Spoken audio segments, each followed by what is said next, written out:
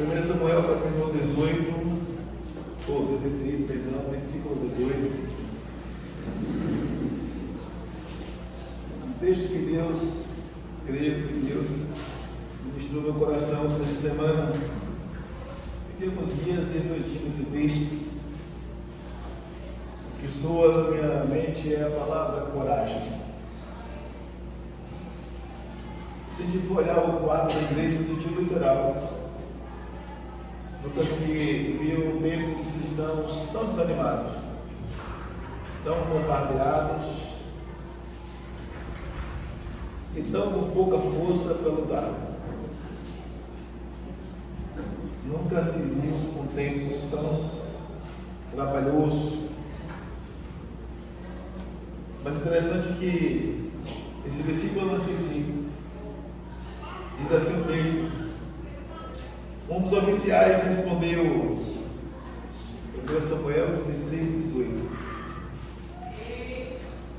Um dos oficiais respondeu: conheço um filho de Jessé, de Belém, que sabe tocar harpa. É um guerreiro valente. Alguns nós estão falando, um guerreiro corajoso. Sabe falar bem, tem boa aparência, e o Senhor está com ele. Pelo menos 5 atributos. Mas o mais interessante é que Deus sabe o que Ele fala, o que Ele faz.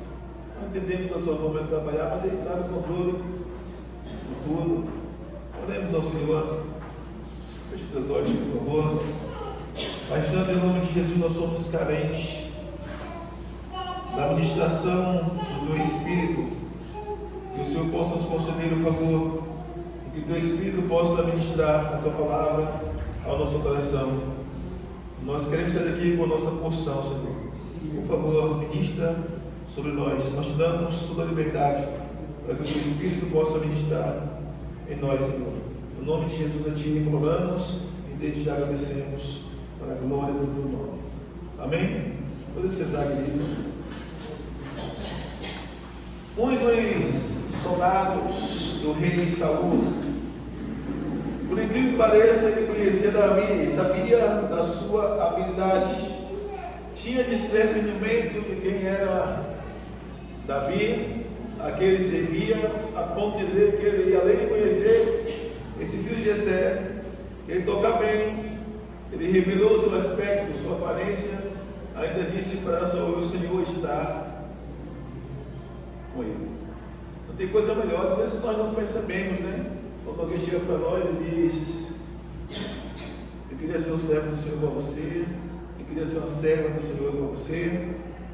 Isso é uma forma de olhar para nós como exemplo. Isso é uma virtude, onde as pessoas estão conseguindo ver o nosso caráter, o que Deus fez em nossas vidas, a ponto de almejar ser idêntico, ser igual ou parecido. Mas esse oficial disse que ele conhecia um dos filhos de Jessé. O mais interessante é que ele ainda falou, revelou seu aspecto, e o que me chama a atenção é que ele era um guerreiro corajoso. Quando nós vamos ver o que Davi passou, não foi coisa fácil. O mais interessante é que todos nós queremos ouvir grandes promessas de Deus. Qual ser humano que não quer ouvir promessas de Deus? Até mesmo saber o que nós queremos ouvir, às vezes nós almejamos ouvir Deus falar conosco. Talvez nós, sem percebermos, queremos que Deus fale conosco somente para fazer uma cócegas em nossa alma. Pelo simples prazer de falar conosco, nós sentimos mais, vamos dizer assim, valorizado ou valorizada. E é bom criarmos essa expectativa, termos essa expectativa, desejarmos que Deus fale conosco. Mas muitas das vezes Deus fala conosco coisas que Ele vai fazer na nossa vida e nós não temos noção do que devemos passar. A gente vê que Deus rejeita Saul, no capítulo 16, no versículo 1, o Senhor fala para Samuel, dizendo que não foi Samuel que havia rejeitado a pessoa de Saul, mas Deus rejeita pessoas, rejeita. Deus remove pessoas, remove. Deus tira pessoas de cargos, tira. Deus eleva também. Vai depender muito do valor que a pessoa der, da vida que a pessoa levar e do tamanho da obediência que tiver diante de Deus, para que Deus não faça tais coisas. Quando Deus chama alguém, Deus acaba incumbindo tal pessoa com responsabilidades. Nós não podemos esquecer as nossas responsabilidades desde o dia que nós entregamos a nossa vida a Jesus. Não podemos nos permitir passarmos apercebidos, acreditando que a igreja é como se fosse meramente um clube, né? Onde nós vamos aos finais de semana para se divertirmos um pouco. Igreja é um quartel, onde soldados se reúnem para aprender a lidar com a vida como um bom soldado. Não é à toa que Paulo escreve isso, as cartas de Timóteo, né? Dizendo que deve militar a guerra como um bom guerreiro, dizendo que nenhum soldado que milita, ele, se não militar legitimamente, ele vai receber uma coroa. Se me faz a memória, 2 Timóteo capítulo 2, versículo 3, versículo 4. Se me faz a memória, estou cansado de tempo, só misericórdia. Você me vê demorar a recitar versículo assim, porque devido ao cansaço, eu evito de estar errando muito.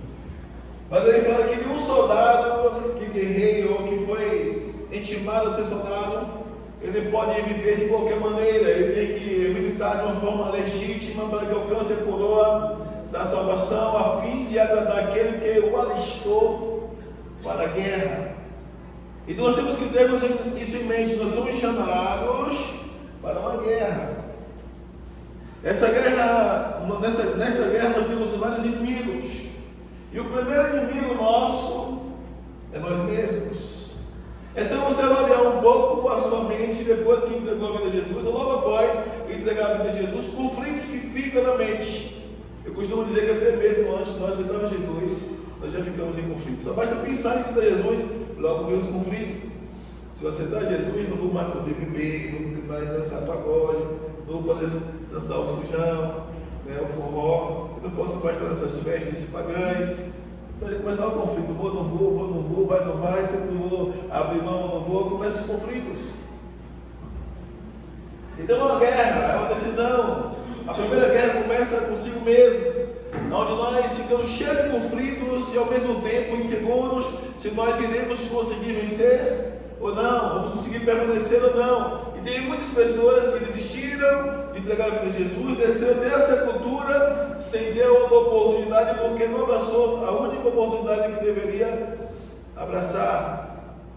Devido a esses conflitos momentâneos, ficou em dúvida de se iria ou não vencer, permaneceram fora do mundo e depois perderam a sua salvação. O segundo inimigo é a nossa alma, os nossos desejos, as nossas vontades, os nossos impulsos momentâneos,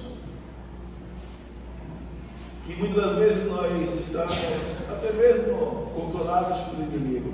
Em Efésios capítulo 2, a Bíblia fala sobre isso. Que nós também, outrora, ou no tempo passado, nós vivíamos assim. Escravos nossos próprios deleites, prazeres, e guiado pelo Espírito da potestade do ar, o qual alguém, Paulo fala agora, opera sobre os filhos da desobediência. Ou seja, uma influência maligna sobre aqueles que se dizem cristãos, mas não lutam para viver a palavra. Não querem guardar princípios. Então há um dedinho do inimigo também na vida de algumas pessoas que não se permite haver princípio mesmo após entregar a vida a Jesus. Então isso é bem claro dizendo: nós somos filhos, não fala as criaturas, porque ninguém é filho antes de entregar a vida a Jesus, segundo a Bíblia. Segundo a palavra do Senhor em Marcos 16:15, todos são criaturas de Deus, só se tornam filhos depois que confessa a pessoa de Jesus como o Senhor e Salvador da sua alma. Marcos capítulo 16, no versículo número 15. Jesus ordena os discípulos pregar o Evangelho a toda criatura, dizendo que quem crê e batizado será salvo, mas quem não crê será condenado. E esses sinais seguirão os que creem no nome, expulsarão os demônios, pegarão a serpente.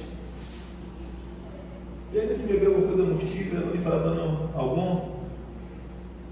Mas ele falou que deve pregar o Evangelho toda a criatura, porque foram criados por Deus. João capítulo 1, versículo número 11, versículo 12, diz que ele veio para os que eram seus, mas os seus não receberam. Mas a todos quanto receberam, Deus deu-lhe o poder de se tornarem filhos de Deus, a saber, os que creram em seu nome. Então, Jesus manda pregar o Evangelho para as criaturas, mas filhos são aqueles que entregam a vida à pessoa. Jesus o confessa, reconhecer o seu sacrifício em favor da sua salvação, da sua vida. Então, quando fala que o Espírito que agora opera sobre os filhos da desobediência, está falando de pessoas que confessaram a Jesus, mas não se adaptaram, não se adequaram a princípios. Então, é mais um inimigo. Eu que mando no meu nariz, eu que mando na minha vida, eu faço o que eu quero. Referente ou concernente a pessoa de Deus, nós não podemos falar assim. Nós não podemos agir assim com o Senhor. Nós não somos mais donos de nós mesmos. Nós vemos o nome, 2 Coríntios, capítulo 6, versículo 19, versículo 20. Pode ver esse texto aí. 2 Coríntios, capítulo 6, versículo 19, versículo 20. 2 Coríntios 6, versículo 19 e 20. É a primeira, gente. 1 Coríntios, capítulo 6, versículo 19, versículo 20.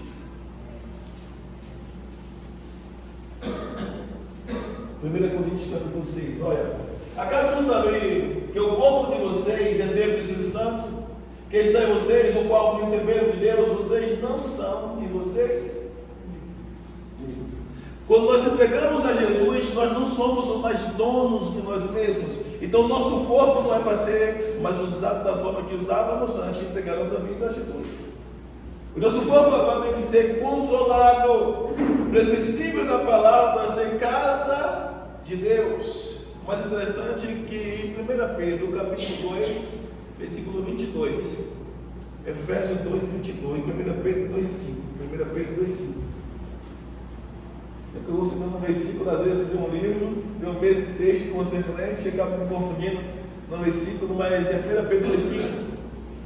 Diz: acaso vocês também estão sendo utilizados como pedras vivas na edificação de uma casa espiritual para serem sacerdócio santo, oferecendo sacrifícios espirituais aceitáveis a Deus por meio de Jesus Cristo.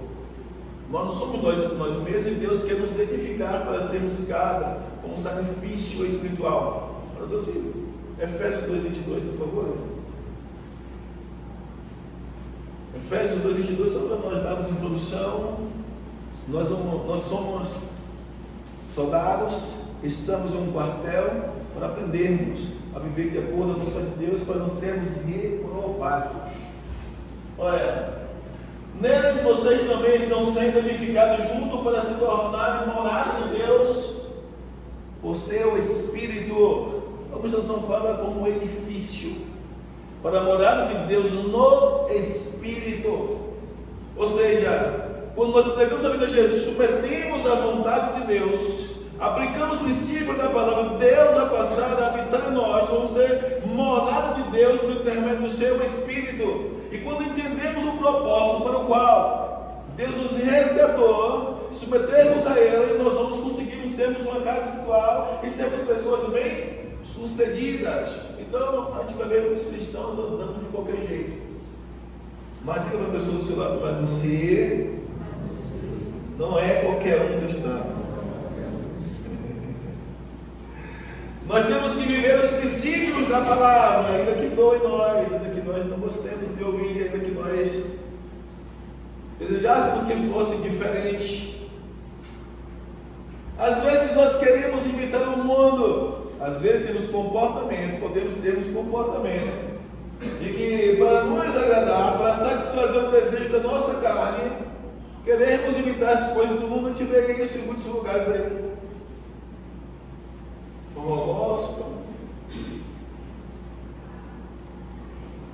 pagode gospel. Já passou tem crente aqui em Belém assim.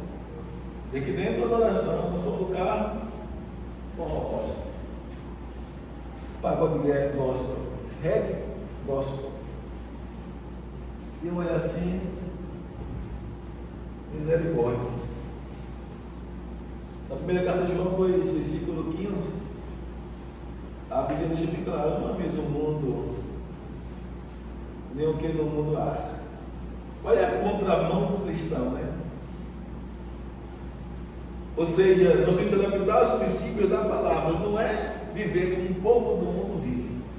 Não ameis o mundo, nem o que no mundo há. O que há no mundo, a consciência da carne, dos olhos, soberano da vida, essas coisas não vêm do Pai, assim, do mundo. E quem no mundo, o amor do Pai não está nele. Todas essas coisas passam, são passageiras. Ao versículo número 16, diz mais 17: mas aqueles que fazem a vontade de Deus, estes permanecem para sempre. Tem que ver esses crentes, quem não desses pagode gospel, esses reggae gospel, não vai muito longe, desvia-se. Porque quando Deus permitia a prova, permitia que passe pelo fogo, não vai subsistir, não permanece. A Bíblia diz que em uma casa há vários tipos de vasos. E o conselho paulino é que eles se permitam, ou se permitem, que se tornem vasos de honra e vasos de ouro. Porque os vasos de palha, os vasos de feno, eles não suportam o fogo, logo é queimado.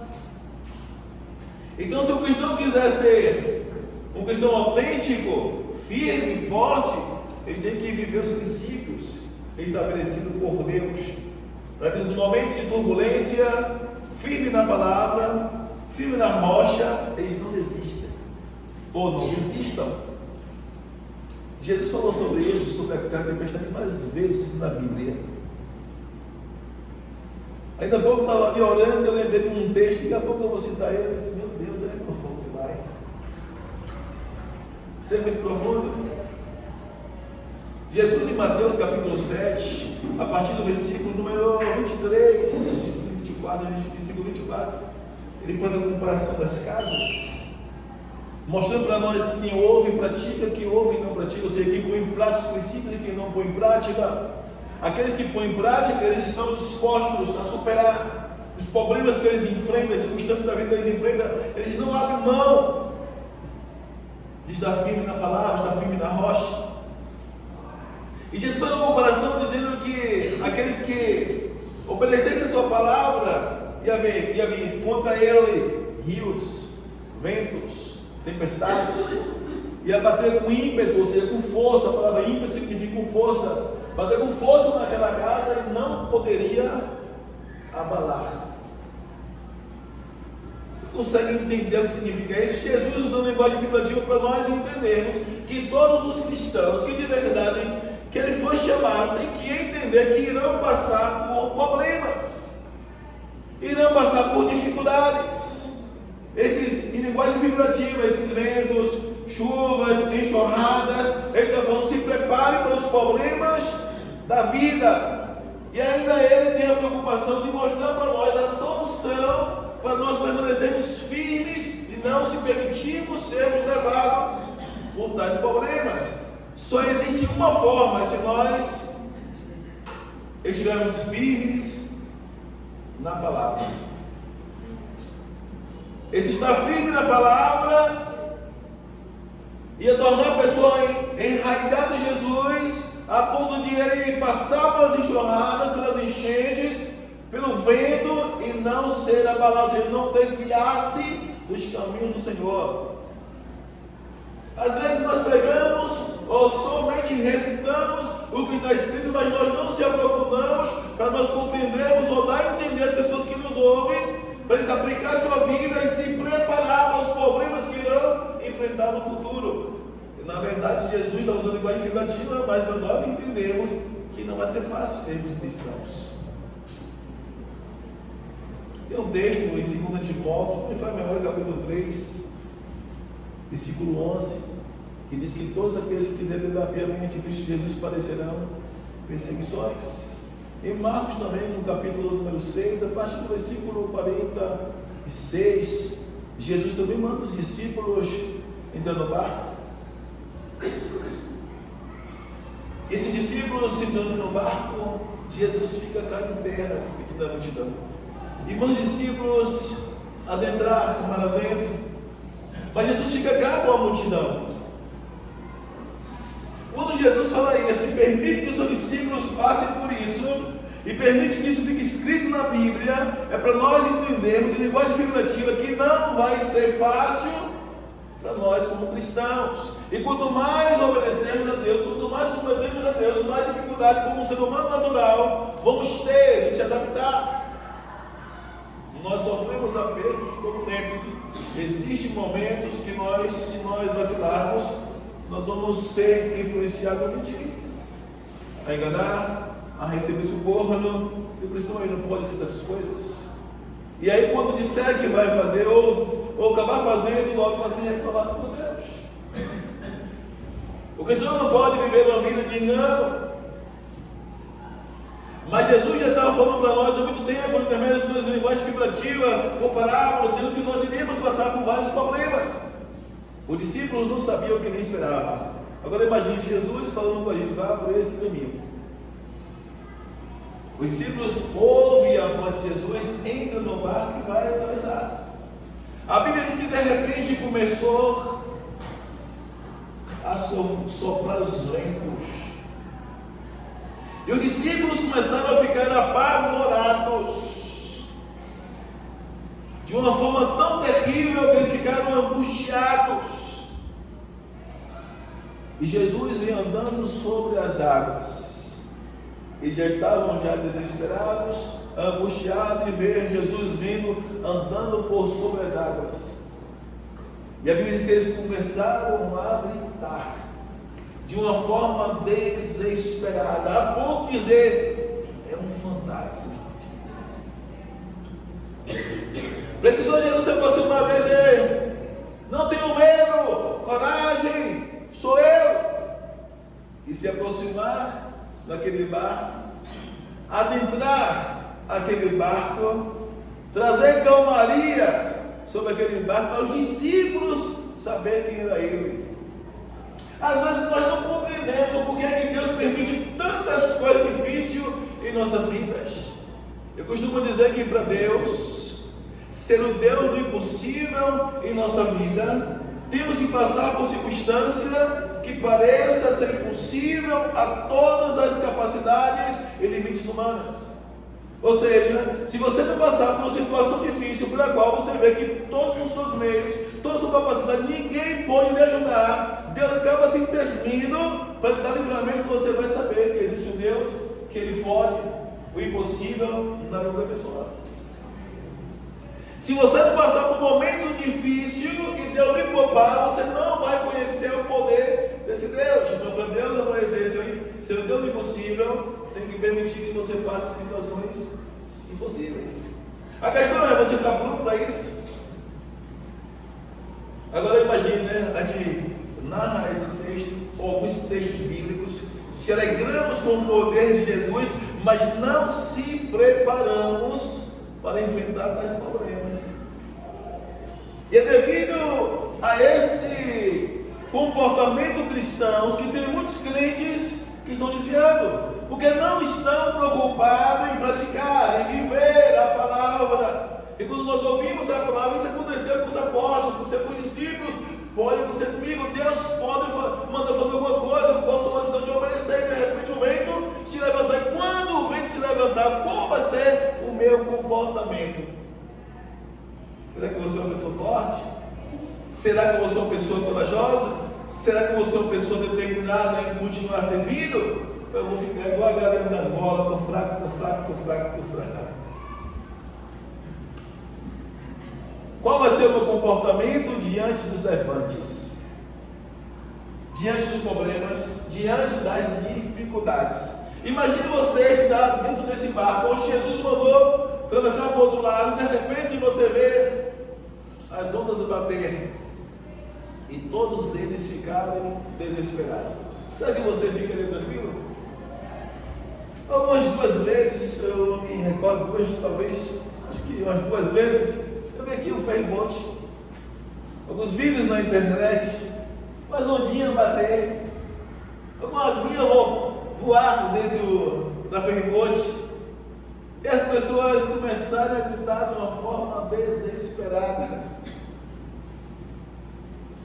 E a maioria são ímpias, pessoas que não aceitaram a Cristo como seu Salvador. Ou seja, não estão preocupados em viver os princípios da palavra.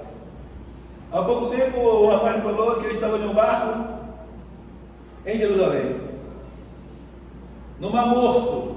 E ele disse: o Mar Morto, Jeremias, segundo o rapaz lá, me falou que é água doce.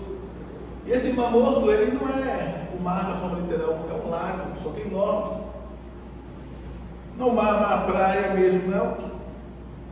Ele disse: mas ele falou: só que é muito extenso, e de repente, de uma hora para outra, veio um vento naquela água parada, onde estava um barco, e começou a levantar, o vento começou a levantar as ondas, e começou a levantar as ondas. Naquelas ondas que ele começou a levantar, começaram a ficar apavorados os homens naquele barco, segundo a viagem que ele estava fazendo. E ele disse que alguns começaram a dizer: não pode acontecer isso, não pode, porque eles estavam conversando entre si, perguntando como é que acontecia isso nos barcos com os discípulos. E houve alguns que estavam duvidando, dizendo que era mentira, mas aquilo. E naquele momento, onde eles estavam navegando, aquela água começou de uma para outra, um vento bater em uma água paradisíaca. E de repente começou as ondas a se levantar. E eles começaram a ficar apavorados, e de repente eles disseram: está vendo? Que a gente não pode duvidar do poder de Deus sobre a natureza. Um lugar paradisíaco. Uma vez, por experiência própria, eu quase morri afogado na praia de Taparica aqui. Aparentemente uma praia tranquila, que chega ali na praia de Taparica, tem um forte, é tipo um navio com alguns canhão antigo, e fica uma barraquinha do lado, e naquela barraquinha do lado, a praia é como se fosse um L assim, e lá embaixo mostra umas boias, e quem está ligado aparentemente mostra tão perto. Eu disse: rapaz, eu vou naquela praia, eu vou voltar nadando. E o novo em seguida, o diabo me ameaçando, dizia que ia me matar, e eu nem vigiei. Eu caí para essa água, comecei a nadar, e de repente me encontrei em cima daquela boia, e quando eu olhei para trás, o tanto que eu tinha nadado, misericórdia, bateu um pavor, bateu um medo terrível, que eu nunca tinha sentido medo daquele. A sensação que eu tive aqui naquele dia, eu iria morrer. Algo dentro de mim dizia: você vai morrer hoje, não tem para me correr mais. Fui tomado por um pavor terrível. Eu disse: eu não vou perder tempo aqui, eu vou logo tentar voltar. E para acabar de completar, eu ia assim perto da boia, aquela boia ali, mas um pneu. E eu via cardumes de peixes pequenos pulando, e é como se os peixes não saíssem do lugar. Eu olhava assim, chama estranho, porque geralmente eu via cardume de peixes passando rápido, e eu via eles pulando assim, parecia que não saía do lugar. E eu não percebi que a maré, quando eu fui, estava a favor. Vocês entenderam? Eu olhei assim, e disse: eu não vejo mais não. Pulei. Quando dei um pulo, quando eu levantei a cabeça, eu estava lá atrás. Eu só consegui sair dali, primeiro Deus, em segundo porque foi braço. Se eu fosse nadar, sapinho, cachorrinho, sei lá como fosse, não saía. Mergulhando piorou, só saía no braço. E eu percebi que eu estava nadando contra a maré. A maré estava levando tudo que fosse necessário para o fundo. E aí eu comecei a clamar, bebendo água: Jesus, me acorde, Jesus, não deixa eu morrer também não. Eu comecei a implorar socorro por Jesus, e de repente, quando eu me cheguei na areia, mais ou menos nessa altura, eu coloquei o pé no chão, eu não consegui no chão. Eu caí, tanto cansaço, as pernas começaram a tremer, e desse dia para cá eu disse: nunca mais eu quero ver com profundidade de água. No máximo, cintura, estou voltando. Eu era destemido, gostava de ir para fundo, Eu ia para baixo do Chico mais cedo, as outras estavam batendo, ninguém estava querendo tomar banho, eu estava lá tomando banho. Aí tinha os piquetes mostrando um perigo, né? Tinha mais cedo voava piquete, mas estava na aventura. Às vezes nós aconselhamos os jovens hoje, cuidado, rapaz, olha para ir para cá, você ainda dá. Não sabe que já passou algumas experiências terríveis. Por isso que é bom dar ouvidos mais velhos. Faltou um triste para mim embarcar. E aí, quando eu celebrei o lugar de Deus, obrigado pelo livramento, e eu vim recordar as ameaças do inimigo. Temos que ter muita cautela com as coisas que nós enfrentamos. Deus chamou Davi. Deixa bem claro, Deus chamou você, Deus me chamou, Deus te chamou. A questão toda é: estou me adaptando? Estou me preparando para enfrentar os problemas da vida e ser aprovados? Olha o que aconteceu com Davi. No versículo 1 diz: o Senhor disse a Samuel: até quando você irá se entristecer por causa de Saul? Eu o rejeitei como rei de Israel. Encha um chifre com óleo e vá a Belém. Eu enviarei Jessé. Escolhi um de seus filhos para fazer o rei. Deus foi quem mandou Samuel lá ungir rei, a pessoa de Davi. E vai lá, ele não é apresentado. A gente conhece um pouco a história de Davi. Mas o mais interessante é que Deus agora, ele abre a porta por intermédio desse servo, desse soldado de Saul, no versículo 18, para dizer: eu conheço um filho de Jessé. Mas se você olhar um pouco antes aqui, vai ver que veio um espírito mal da parte do Senhor para atormentar a pessoa de Saul. E depois que houve esse espírito maligno atormentar, foi que disseram assim: olha, Senhor, era bom se nós chamasse alguém que pudesse tocar um instrumento, para que esse espírito maligno não viesse para te atormentar, alguém tocasse e se acalmasse. A gente não consegue compreender. Deus me rejeitou, tá bom, vou tirar do meu espírito, vou deixar outro espírito maligno e eu vou substituir o lugar dele. Mas agora Deus levanta um oficial do próprio Saul para apontar justamente quem? A pessoa de Davi. É um episódio, uma passagem bíblica que a gente às vezes entra em parafuso. Mas que Deus manda levantar alguém, depois Deus rejeita e quer colocar em outro lugar. É o mais interessante: Deus permite que vai estar lá da pessoa para servir a pessoa, depois remover a pessoa e colocar aquela pessoa no lugar. Isso é estranho. Ou não? A gente não consegue compreender isso. Deus, por que o Senhor fez isso, né? Ele não levou logo, não removeu, colocou outro, deixou lá a pessoa servir por lado, depois substitui, tratado como um traidor, como uma pessoa com quem tivesse intenções errôneas anteriormente, sem saber que foi Deus que estava fazendo tudo. Mas o mais interessante é que esse oficial foi lá falar. Versículo de número 13. 16:13. Samuel apanhou o chifre cheio de óleo e ungiu na presença dos seus irmãos. E a partir daquele dia o Espírito do Senhor apoderou-se de Davi e Samuel voltou para Ramá. Versículo 14. O Espírito do Senhor se retirou de Saul e o espírito maligno vindo da parte do Senhor o atormentava. Os oficiais de Saul lhe disseram: há um espírito maligno mandado por Deus e atormentando, ou te atormentando, que o nosso soberano mande estes seus servos procurar um homem que sabe tocar harpa. Quando o espírito maligno vindo da parte de Deus se apoderar de ti, o homem tocará na harpa e tu te sentirás melhor. E Saul respondeu aos que serviam: encontrem alguém que toque bem e tragam-me até aqui. Aí que entra esse jovem para abrir a porta para Davi chegar-se perto do reinado. Se vocês estão percebendo, Deus prometeu que iria substituir Saul, e de repente o próprio Deus ele trabalha no reino do Espírito, e depois levanta ou abre os olhos de um servo de Saul para dizer: eu conheço alguém, que ele toca, ele é formoso, ele tem belos olhos, boa aparência, ele fala bem, mas o que mais me chama a atenção é que ele é guerreiro e corajoso, e o Senhor está com ele. A pergunta é: será que Davi sabiam que ele ia passar desse gigante. Para começar logo, 13 anos que ele assumiu seu reinado. Olha onde é que era? 13 anos para Deus cumprir a promessa.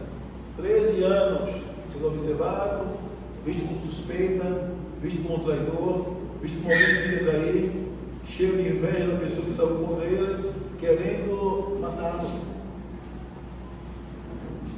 E agora passa a ser perseguido, odiado, e quer arrancar a cabeça de Davi. Eu quero que vocês entendam que Deus, quando Ele nos chama, nós temos que se preparar para as coisas, as artimanhas do inimigo das nossas almas. Quando Deus nos chama, o inimigo, ele já está preparando um laço lá na frente. Eu costumo dizer que o inimigo, ele não tem pressa de nos derrubar. O inimigo, ele sempre está nos estudando e querendo dar um laço lá na frente para nos passar rasteira. Eu vi um comentário essa semana e eu fiquei prestando atenção, mas eu queria mais. No fundo eu queria mais explicação, mas foi bem superficial. Dizendo que ele ouvia um comentário das pessoas na roça, quando eles cuidavam das plantações, e as pessoas mais velhas diziam assim: olha, o problema aqui não é as raposonas, o problema são as raposinhas, porque as raposinhas, elas se escondem em qualquer lugarzinho, ela consegue se esconder de nós, e ela vai acabando aos poucos. A raposona é mais difícil de se esconder da gente quando está na roça. Nós conseguimos ter uma percepção melhor para enxergar e tentar matar, e impedir que destrua as nossas plantações, mas as raposinhas são terríveis.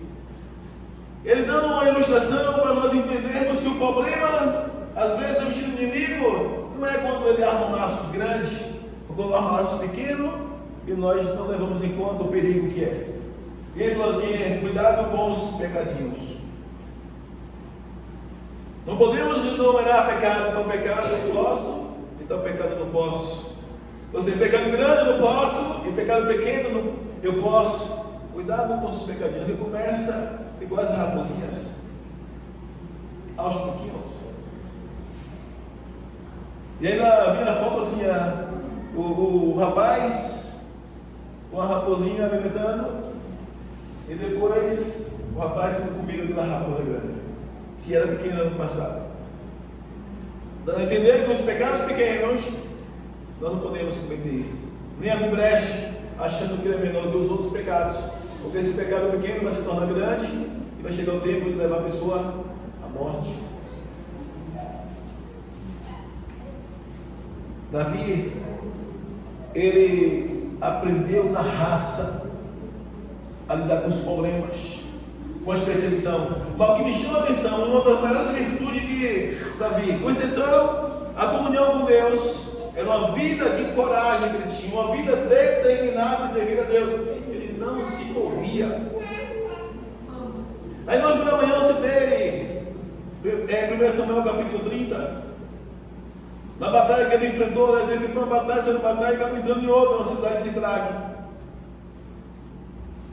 Imagine só, ele veio de uma batalha cansado, quando chega na cidade de Ziklag, é onde estava a sua mulher, seus filhos, as mulheres e os filhos de todos os seus companheiros. Aquela cidade toda construída, onde eles estavam em repouso, queimada. Seus filhos, suas esposas, seus bens saqueados, levando tudo e tocaram fogo na cidade. Quando eu falo sobre isso, a respeito do que Davi passou, é preciso entender que Deus levantou ele como rei, Deus prometeu a ele que seria o rei, Deus não falou que ele iria passar, e olha quantas coisas ele vem enfrentando, mas ele não desistiu de servir a Deus, ele não voltou atrás, em nenhum momento ele abandonou a sua fé. Ou seja, depois de uma grande batalha, ele chega lá, ele vê a cidade onde estava residindo, destruída, tocada a fogo. Procura suas esposas, não encontra. Procura seus filhos, não a encontra. Sem nenhuma direção. Ninguém sabia se estava vivo, ou se eles estavam vivos, ou se estavam mortos. E aí os seus soldados leais olham um para o outro e dizem: vamos matar a Davi de pedradas, porque ele é culpado de tudo isso que está acontecendo conosco. Até as pessoas que eram leais ao seu lado, diante daquele problema, começou a apontar para Davi, dizendo que Davi era culpado, se levar em conta que ele estava no meu sofrimento. E começaram a dizer: vamos matar ele de pedradas, vamos apedrejá-lo até a morte. E Davi, ouvindo isso, vendo essa cena, a vez que eles choraram. Davi chorou tanto que não encontrou mais força em si, a ponto de cair. Mas em algum momento, o texto diz que Flávio no versículo 4, todavia Davi fortaleceu-se com o Senhor, o seu Deus. Ele se levantou, vestiu a veste sacerdotal chamada éfode, e foi tirar um momento com Deus, buscando resposta em Deus, o que Deus iria direcioná-lo. A missão de estratégia é muito boa, a melhor estratégia é essa. Os momentos difíceis da nossa vida, eu até enfatizei sobre isso hoje pela manhã na escola dominical. Eu não tenho que correr para a cana de A, de B, de C, e ficar derramando as minhas dores, os meus problemas, os outros. Pedir oração até bom, né? Por favor, só peça oração para mim. Davi levou o seu problema a quem? Ele foi buscar a direção de quem? E Deus respondeu. Você não vê Davi murmurando, reclamando, ele só chorando. E a Bíblia diz que Deus respondeu para Davi: persegui-las, alcançá-las e trará de volta tudo o que é seu. Agora imagine, um homem está chorando, caindo, de repente se levanta, veste a roupa sacerdotal, vai consultar o Senhor diz: não, vai, pode ir que eu sou contigo. Ele volta e diz: nós vamos perseguir, nós vamos encontrar, vamos ver tudo de volta. Eles vão passando a seguir. Um grupo não aguentou mais perseguir, mas prosseguir, parou. Mas outro grupo foi com Davi. E conseguiram alcançar. E conseguiram tomar tudo de volta. Ainda trazer os seus despojos, trouxe os despojos dos outros. O que era seu, trouxe tudo de novo, ainda trouxe dos outros. Mas olha o comportamento de Davi em meio às lutas. Eu escutei uma informação: imagine se você estivesse no lugar de um homem que em um só dia perdeu toda a sua família, em um só dia perdeu todas as suas empresas. Isso me chama a atenção das empresas. De quem ele está falando? Aí ele pegou a administração, depois ele falou assim: Jó perdeu todos os seus negócios, perdeu toda a sua família, e você viu Jó resistir. A Bíblia diz em Romanos capítulo 15, versículo 4, 2 Timóteo capítulo 3, versículo 16, que tudo que antes foi escrito, no nosso ensino foi escrito. Às vezes nós ouvimos que Jó passou. Eu não estou pedindo para acontecer essas coisas, não estou esperando que aconteça essas coisas, não. Nós temos que se preparar para sermos pessoas fortes, firmes. Se caso acontecer coisa semelhante a nós, ou com nossas vidas, permanecemos leais a Deus. É a única forma de sermos aprovados e recebermos a coroa da vida. Hoje nós estamos aqui sentadinhos, amanhã não sabemos o que iremos passar. Eu nunca pensei que um dia fosse operado, eu nunca pensei que um dia ia ficar doente, sempre saudável. Até os médicos se surpreendeu. O diretor do hospital vieram na minha sala perguntar se eu tinha tido aquilo lá. Eu nunca tive esse problema. Você bebe bebida alcoólica? Eu disse: não. Você fuma? Não. Você toma refrigerante também? Não. Aí ficou um olhando para trás do outro sem querer. Acho que ele queria, pelas suas experiências, né, trazer um diagnóstico. Aí você passou por isso, por causa disso.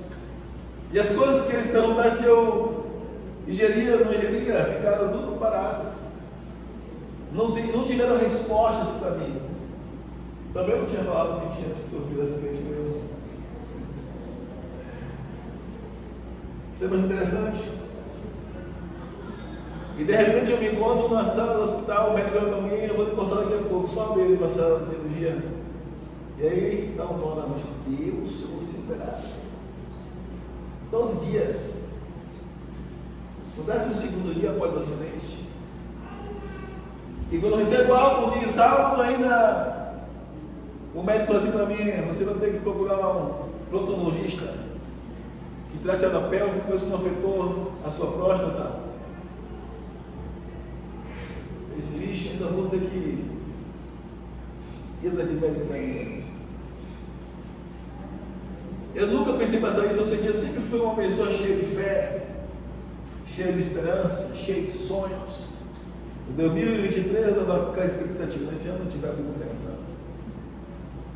Esse ano eu fiz essa linha, da congregação, pensei no ano terrível, bombardeio de tudo congelado, dores em tudo congelado, na alma. 2023 e 2013, 2 anos para mim que foram tenebrosos. E quando eu falo sobre isso, eu quero dizer que eu me inspiro na palavra do Senhor. Eu me inspiro nas personagens bíblicas. Eu não vou culpar a Deus, eu não vou me rebelar contra Deus, eu não vou desistir de Deus, eu não vou abandonar minha fé por causa dos problemas que eu enfrente. Nós não podemos abandonar nossa fé no nosso Deus por causa dos nossos problemas. Os problemas são passageiros. Até a nossa vida aqui na terra é passageira. As pessoas que desistem de Deus, que abandonam a sua fé por causa de problemas, dificuldades, são pessoas que não estão preocupadas em praticar a palavra. Eu acabei de citar algumas séries de versículos aqui, de exemplo de Mateus capítulo 7, versículo 4. Citando na instante. Jesus falou que nós deveríamos sermos ouvintes e praticantes. Se nós não sermos praticantes, quando vinha o vento, os rios, as enxurradas, viesse com impacto, seria grande a queda daqueles que não obedecessem. O que significa isso? Agora imagine quanto tempo nós estamos congregados. Nós estamos congregando, ouvindo a palavra, no primeiro problema, alguns problemas de passe, vamos para a igreja não. Jesus, estou de férias. Cuidado com essas férias. Vai ser uma férias sem volta. A maioria são.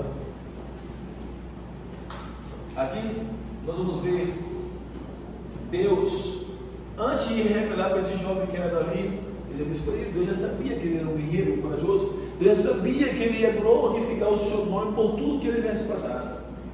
E aqui está o segredo: se Deus nos escolheu, porque Ele sabe que nós somos. Ele sabe que nós temos instituído, e aquilo que Ele permite que nós façamos, Ele vai ser glorificado se nós permanecermos decididos ser pessoas corajosas a defender aquilo que Ele colocou em nossas mãos. Tem pessoas que esquecem. Por que Deus me chamou?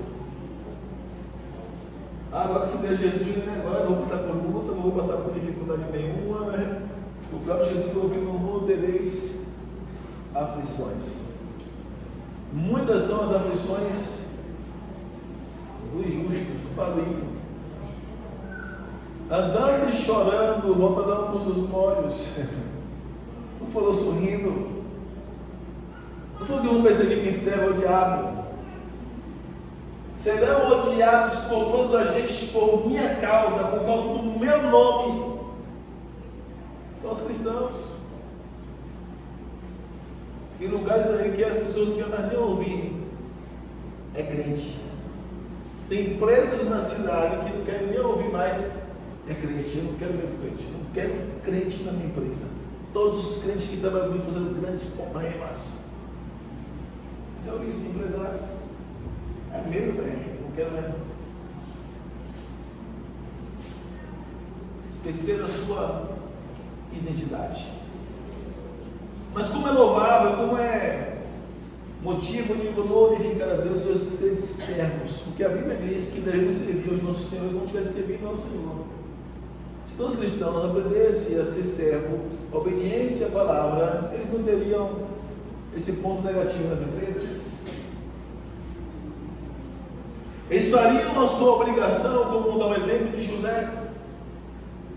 José foi escolhido. E ele fazia um trabalho tão excelente, até mesmo dentro dos cárceres. responsabilidades profissionais. E os homens observando o seu serviço, fazia com perfeição, com qualidade, a ponto de ter os presos lá dentro se apegar a José, gostar de José, ajudar José, e o rei enxergar isso. E, poxa, aquele homem é diferente. Chama ele da prisão, traz ele para cá, observar o comportamento de José. Deus usa José para revelar o seu sonho, e ele dá aqui para colocar para executar essa responsabilidade de você mesmo. Deus usa José para revelar o sonho dele, depois ele fala, você mesmo que vai executar o sonho, você vai ser o governador do Egito. Aqui ninguém vai subir um dedo, nem dar um passo, nem suspender o pé sem a tua ordem. Você só vai estar debaixo de mim, mas acima de todos. Você já imaginaram isso? Por causa do quê? Por causa da sua lealdade, fidelidade, serviço, responsabilidade. Não importa se eu ganho pouco ou se eu ganho muito, assumir o compromisso, eu te dou o meu melhor. Não importa se eu gosto do patrão ou se eu não gosto, assumir o compromisso, eu tenho que dar o meu melhor. Sem contar que Deus nos observa, né? Agora imagine Deus olhando para o crente na frente do patrão é uma coisa, por trás é outra. E Deus olhando no céu, está longe da minha palavra. Você esquece, né? Que Deus está todo o tempo olhando.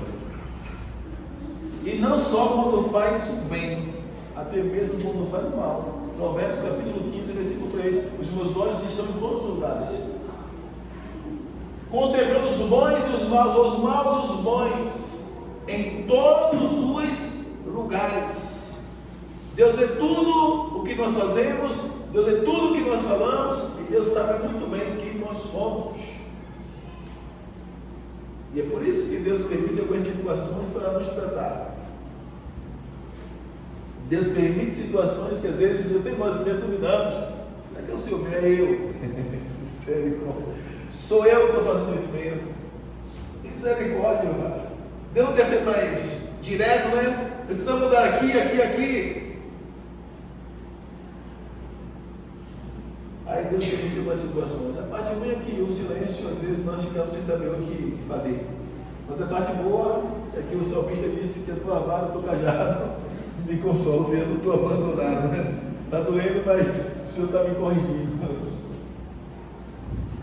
O que me consola é que está doendo, mas o Senhor está comigo. Se eu tivesse sendo corrigido, seria pior, né? Filho bastardo.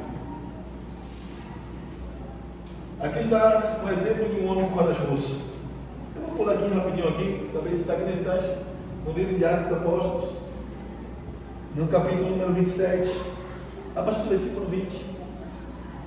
Eu estava ali orando, pensando, meu Deus, o Senhor faz aquelas coisas interessantes. No capítulo 27 dos Apóstolos, a partir do versículo 20, o apóstolo Paulo, depois do naufrágio, ele sofreu um naufrágio terrível, debaixo da promessa de Deus. Preste atenção. Se você voltar um pouquinho antes, no capítulo 23, versículo número 11, 23, 11, de Atos dos Apóstolos, o próprio Jesus aparece em visão, o apóstolo Paulo dizendo: Paulo, não tenha medo, coragem, Paulo, você testemunhou o meu nome lá, e é necessário que chegue em Roma. Jesus falou para Paulo ter coragem e continuar testemunhando o seu nome, e que era necessário chegar a Roma. No capítulo 27, antes de chegar em Roma, ele passa por um naufrágio, ele passa por experiências tremendas. Cobra pica ele.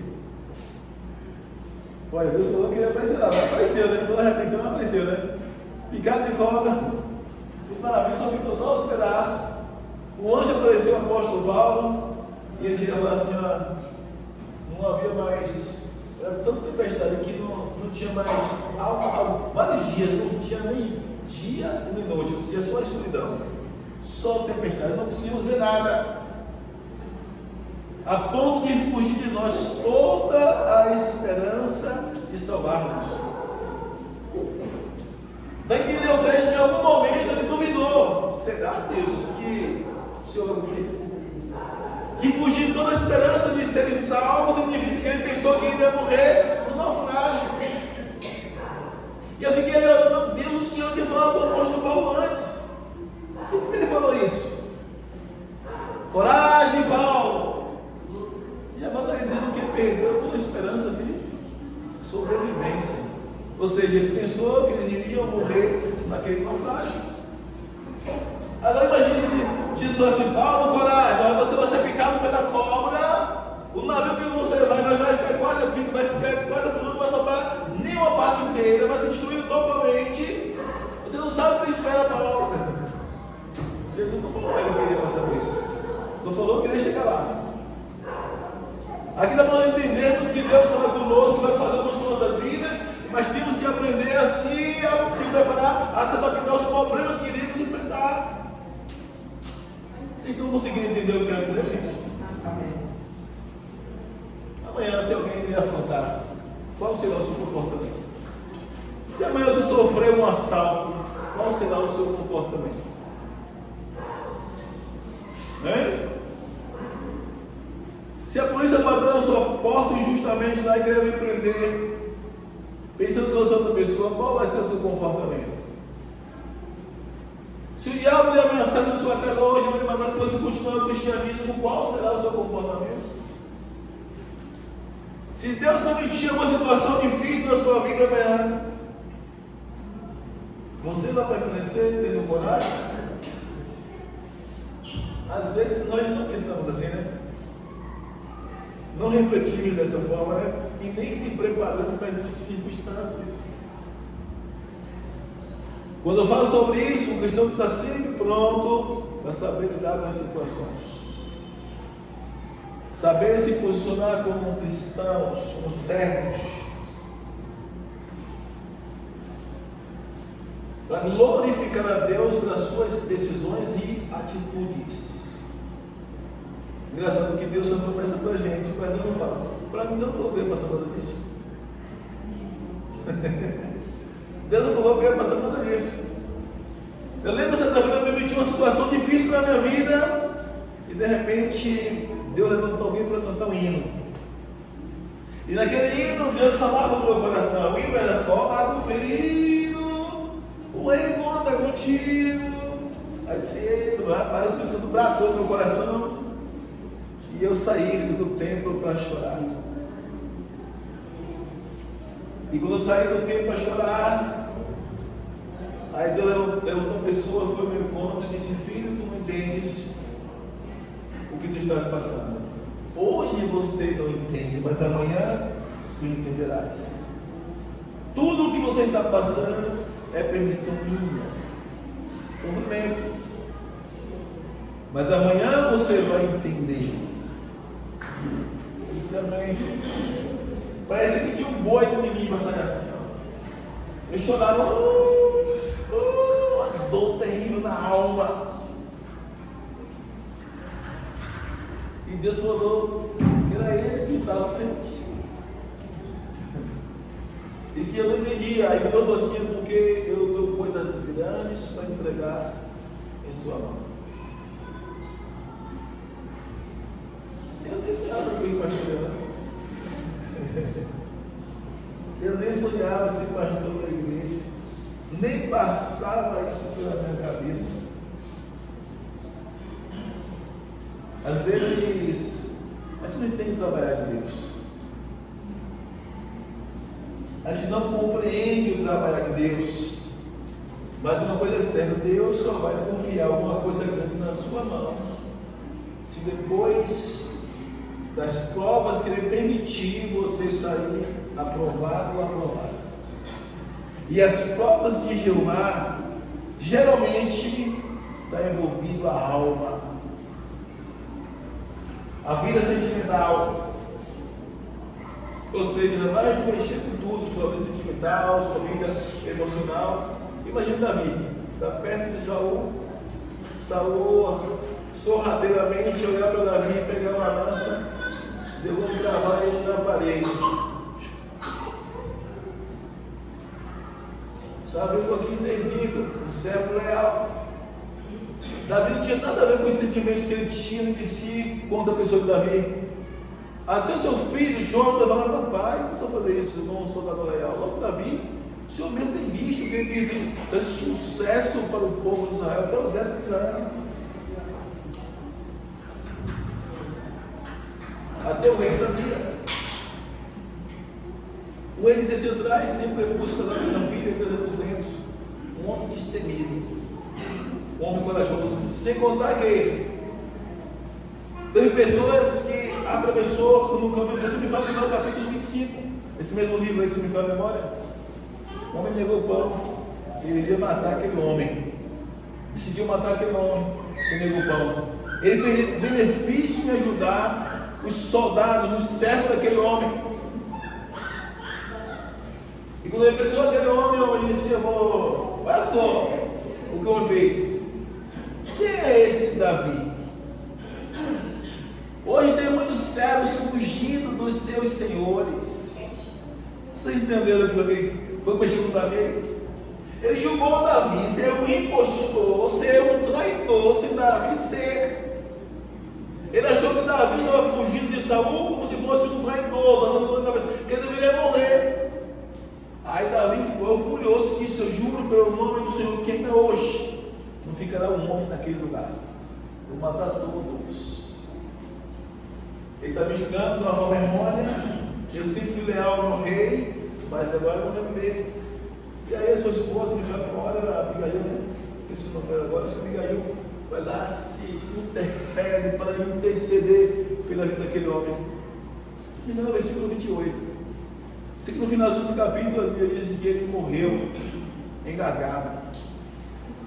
Diz que o Senhor o feriu, ele morreu engasgado. Davi não precisou lá matar. A mulher foi lá e disse assim: olha, Senhor, por favor, ouve o pedido da tua serva. Esse homem aí é um ignorante. Assim é o significado do seu nome, um insensato. Não permita que a tua mão seja suja de sangue. Aí Davi olhou para aquela mulher prostrada e disse: o Senhor te enviou para me livrar dessa. Daquela mulher derramasse sangue nesse dia. E aí voltou. Mas o Senhor feriu, o Senhor matou. Hoje pela manhã vai fazer bastante, capítulo 19, 1 Samuel.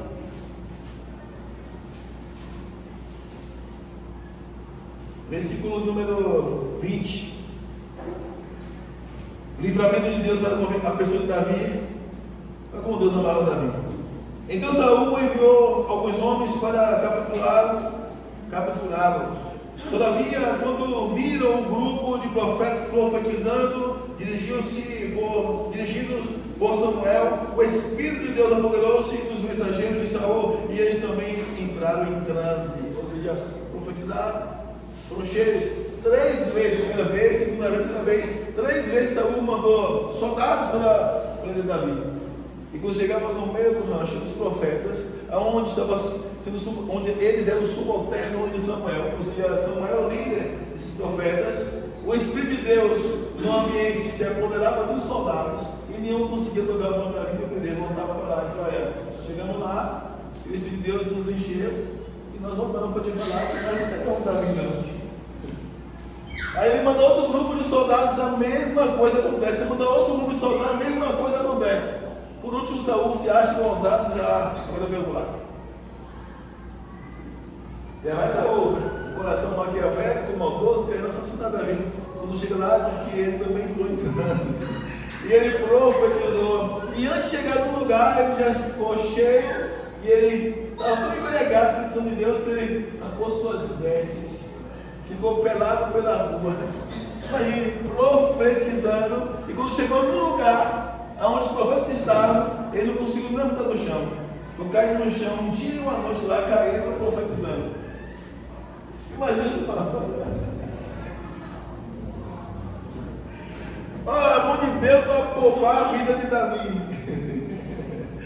Poupando Davi para cumprir uma promessa. Ou seja, Deus permitiu a perseguição, Deus permitia a perseguição, mas é o mesmo Deus que dava o livramento. Foi o mesmo Deus que livrou, o mesmo Deus que permitiu que Davi até mesmo chegasse perto de Saul para ver até onde Davi ia. Davi não feriu a pessoa de Saul e disse: longe de mim tocar no ungido do Senhor. Se não me fala, meu irmão, seus guerreiros chamaram Abinadab e disse assim: permita-me que eu crave a lança mesmo, para que não se levante mais. Com um golpe só eu destruirei. Davi disse: não faças tal coisa. Quem foi que levantou a mão contra o ungido do Senhor e sobreviveu? Imagine. Aí eles vão a distância, uma certa distância, e ele começa a dizer: ei, os soldados de Saul, você não é responsável pela vida do seu rei? Você merece morrer. Vocês não guardam a vida do seu rei. Procura aí a botinha de água que está sobre a cabeceira do rei sanitário. Procura a lança que estava enfiada lá no direito da cabeceira do seu rei sanitário aí. Nem procura a lança lá de Davi e a poça de água, o jarro de água, não encontra. Está aqui a lança da gente, ó. Vem cá pegar ela aí. Você não são dignos de ser soldado do rei, não. Você lá na vida dele, ABC, quase. Chegou até perto, pegamos a água e a lança aí, ó. Vocês viram aí? E aí Deus, se ele mata Saul, Deus reprova. Aqui nós aprendemos que quando Deus permite que você ajude nós não podemos fazer mal a ninguém. Mesmo com a oportunidade de fazer mal, a gente não pode deixar nosso coração ser mal como o deles são. Senhor, eu perdoo, eu os abençoo, está em tuas mãos. E quando eu o nome de Deus, não pegamos mais não. Deus está querendo mostrar o coração de Davi, o quanto era aprovado por Deus. Aí depois Deus eleva, exalta, ele assume o reinado. Mas Deus permitiu tanto levante, tanto sofrimento. Imagine quantas noites Davi perdeu. Por dentro de mato, dentro de pasto, fugindo dos soldados de Saul, até mesmo de Saul. Será que foi fácil? A gente não sabe o que é isso. Só basta perto do financeiro porque a gente fica. Só uma contazinha pagar atrasada que a gente fica. Só um levantezinho pequenininho a gente fica. Imagine se sofrêssemos um levante a ponto de sermos obrigados a dormir fora de casa, correndo risco de morte, ou de morrermos. Temos que dormir de pasto, hoje no pasto, amanhã do outro, de um mato, depois do outro, fugindo, senão a gente vai morrer. Acho que entendeu um pouco o que Davi passou, porque Elias passou, Eliseu passou. A gente não está pronto para essas coisas. Mas uma coisa é certa, a gente percebe o livramento de Deus na vida que Ele escolhe. Pode se levantar um inferno contra as nossas vidas. Pode levantar o diabo, pode levantar os demônios, pode levantar quem for. Se você permanecer firme, ser corajoso, determinado, o próprio Deus que nos escolheu, que permite esse período, é o mesmo Deus que vai nos livrar de todos os ataques do inferno. É isso que a Bíblia diz. E por um longo caminho, ele vai se levantar contra nós. Mas por 7 caminhos, ele fugirá diante de nós. Deuteronômio capítulo 28. Por um caminho se levantará contra nós, mas por 7 caminhos fugirá de diante de nós. Mas observe que a própria palavra de Deus diz que ele vai se levantar no caminho. Deus não falou que não ia se levantar. Ele se levanta por um, e se nós obedecermos, Deus vai poder fugir.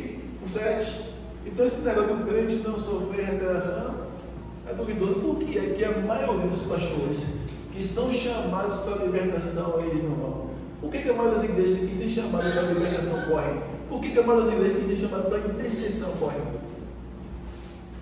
Menino aí, você sabe que o bicho se levanta, o capeta retalha, o diabo ameaça e faz arruaço. Aí tem pessoas que não querem viver aquela vida de guerra, sabe? Irmão, papai, vai enterrar o coração dele. Claro que vai prestar conta no dia, né? Que Deus fique conta. Mas são chamados cargos: intercessão, libertação. São chamados árduos. Tem noite que não dorme.